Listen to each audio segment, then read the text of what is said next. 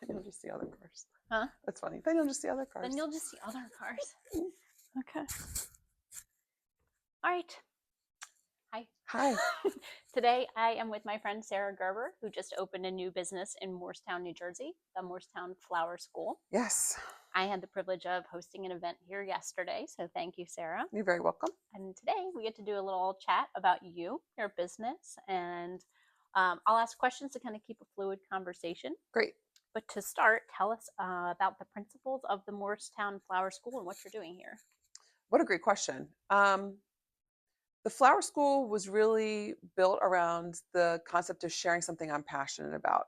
I feel very strongly about community, building relationships, bringing people together, kind of creating this third space where people can come linger, even if you're not taking a workshop, stop in, absorb some of the energy that's in the space, but also sharing something that's just very exciting to me, which is floral design. So part of what I love most about floral design is the fact that it's an intersection of science and art. So that's just such a beautiful concept to me, taking something that's natural and considering it and thinking about how it can bring beauty to the everyday. Because let's face it, fresh flowers are a luxury. Mm-hmm. And it's such a beautiful, simple luxury that you can enjoy. And I think my real hope is that people will be excited, come in and experience a workshop or a private event, and then be inspired to create more on their own, to enjoy and bring that feeling into the everyday, because I think we could all benefit from it. Okay. Love your response. Thank you. Something came to mind as you were talking. Yes. I was thinking about this concept of creativity scars. Oh, okay. And it's totally not having anything to do with what you said, but just one of the things between listening to what you're presenting, which is so much confidence, compared to maybe some of the attendees who felt a little reticent about making their own. We made wreaths yesterday for the holidays, and I know that one of the things you do also is centerpieces. I see that you're set up to do that. You must have an event later today. So say I walk in and I have some creativity scars, which is that I have a story that I can't make things, I'm not creative. Like, help. Like, I know that you are very savvy and emotionally intelligent and aware that that's something that some people might be coming with, and so it's more of a mindset thing.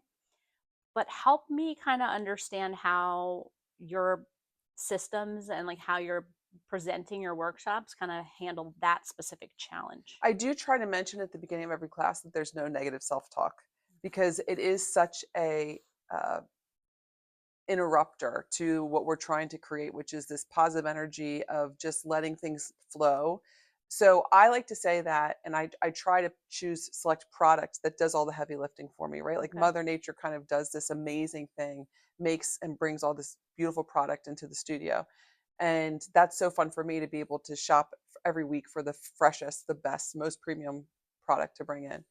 And so then what it really is just being inspired by that and following the lead of the product that comes in. I struggle with that myself, even with years of experience in floral design industry, having studied with some of the most talented artists and being reassured that, that I do actually have talent. Mm-hmm. It still sometimes can feel very intimidating, and you can still have a roadblock, a mental roadblock, a creative block when you're trying to create something. I think one of the best things I've learned is just take a step back in those situations, and you know just recenter yourself in the moment and think about what really would spark joy and bring happiness in that moment. And then I think creativity usually flows from that, especially when you're creating something with beautiful product in mind. Mm-hmm. But yeah, that's a real thing. It Mm-hmm. happens, I think, to every artist, no matter your level of experience. And it's something that I think is important to just acknowledge and work through, instead of tamp down and pretend like it's not happening. It's true. And what an opportunity to do something you've never done before right here within your community. Irregardless of whatever the outcome is, it's really exciting to have this space here for that purpose. Yeah, when I was creating the space, I did want to have it bring a feeling, just the space itself.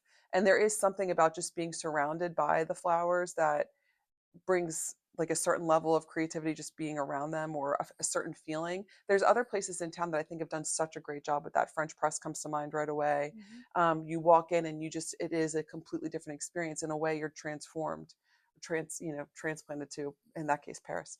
But it's just an interesting challenge to try to have people, when they walk in the door, feel a reprieve, and then allow hopefully that space to be filled with a creative kind of spark. Mm.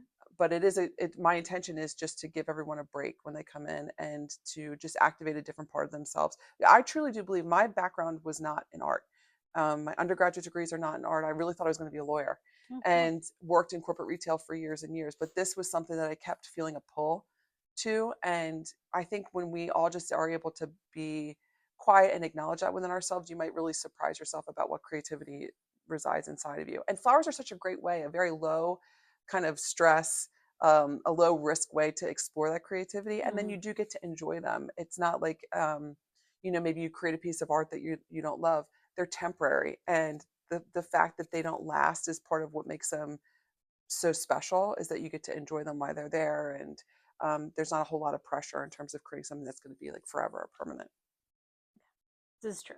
And then it does. It like creates an opening to be able to do it then again on your own at some other point. Right. And hopefully Hmm. take the skills that we learn here and use them in your own life, however Hmm. that looks. That's how I learned flowers. My paternal grandmother was a florist. So my father grew up, pulling off on the side of the road to forage, which was wild. And when you're a kid, so exciting. Hmm. And that's something that, now that I have young children, I really try to instill that kind of like whimsy in them, because it's so nice to be able to go out and appreciate the natural world. I literally went to the railroad tracks and was foraging juniper because it had the most beautiful blueberry on it to use in some of my arrangements here. I think that when you start to let some of this art creep in, even in the periphery of your, very busy mind of day-to-day tasks, whether that's being a mom or a professional or both, it's amazing how you then start to see it everywhere. And that's another thing that I'm just trying to encourage people to just maybe slow down and appreciate the random juniper berry by the railroad tracks. I love that. Yeah. One of the things I really loved about your presentation yesterday was when you were discussing where you had sourced each of the different elements, one being from Australia, one being from North Carolina, and you were really clear in your presentation, very comfortable in your own skin, and it was a wonderful introduction to the process of what we would be doing. We had about 6 or 7 ladies who hadn't really met each other, and so there was this piece too of having a common activity. But I think that the biggest thing that set the tone was your initial presentation, so I really appreciated that. Tell me a little bit about how you knew that this could be such a what is the word I'm looking for, like kind of kismet experience that you've created. Well, I think this is just acknowledging my own quirkiness. So, Mm-hmm. having a background, I worked in supply chain. I'm so fascinated by how the world works, and we're a part of this kind of global ecosystem.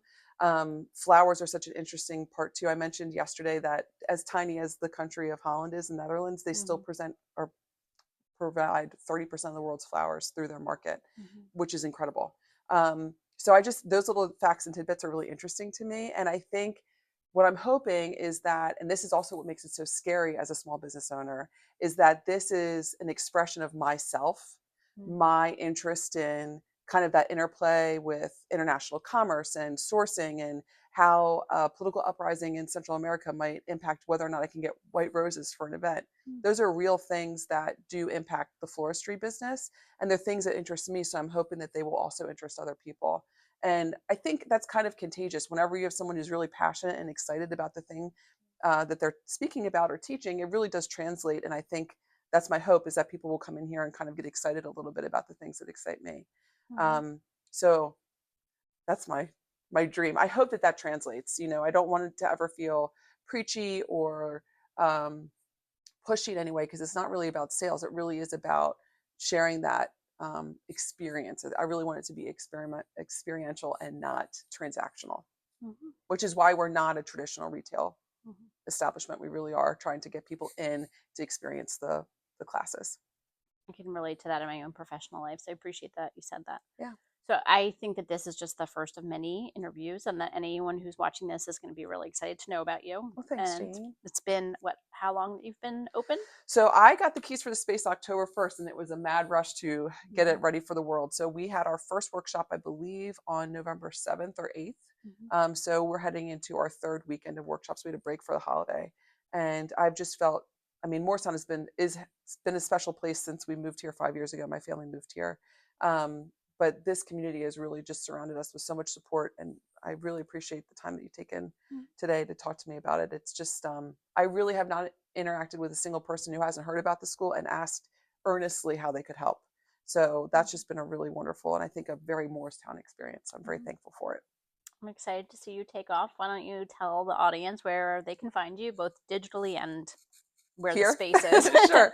So we are tucked away a bit. We're here, we're at 300 Mill Street. We're Suite 150, which is on the side porch of the hardware store. So certainly if you're stopping in for popcorn on the weekend at Moorestown Hardware, just take a walk down the porch and come in and see us. We're usually here Saturdays and Sundays. We do not have retail hours, so it is based on appointment only. So if there's another time you'd like to stop in, you can shoot me an email at hello at moorestownflowerschool.com.